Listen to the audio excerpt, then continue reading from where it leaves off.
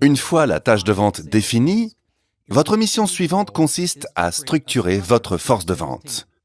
Pour ce faire, vous devez décider du nombre de vos commerciaux et de leur organisation. Il existe deux types de calcul du nombre de commerciaux.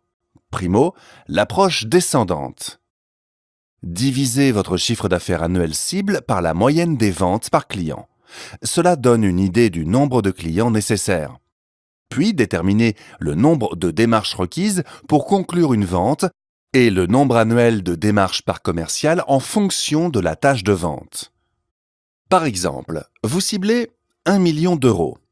La moyenne des ventes est de 1000 euros et il faut démarcher chaque client 5 fois par an. Vos commerciaux devront donc faire 5000 démarches au total. Si un commercial fait en moyenne 500 démarches par an, soit 2 par jour, il vous faudra 10 commerciaux.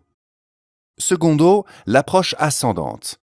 Calculez le total de clients situés dans votre zone géographique, puis décidez du nombre de démarches requises pour conclure une vente avec chacun d'entre eux. Cela donne une idée du nombre de démarches requises.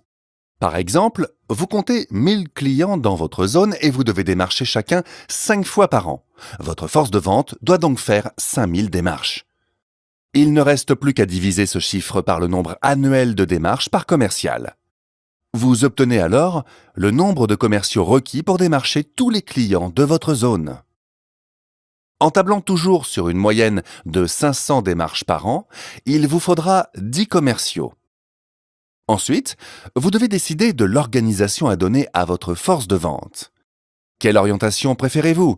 Produit, client ou zone géographique? Voici un outil pour y voir plus clair.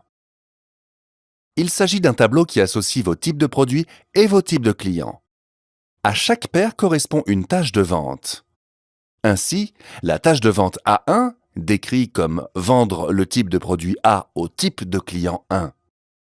Reprenons un exemple médical. Mettons que nous vendions des appareils de diagnostic, des instruments chirurgicaux et des fournitures médicales à des hôpitaux, cliniques et médecins. Nous définirons une tâche de vente pour chaque combinaison. Voyons de plus près les tâches de vente par colonne. Si elles correspondent, organisez-vous par produit. Par exemple, si les tâches de vente A1, A2 et A3 sont identiques, optez pour des commerciaux spécialisés dans la vente d'appareils de diagnostic aux 3 types de clients. Faisons pareil par ligne. Par exemple, si les tâches de vente A1, B1 et C1 sont identiques, optez pour des commerciaux spécialisés dans la vente aux hôpitaux des 3 types de produits. Que faire si toutes les tâches de vente sont identiques dans le tableau?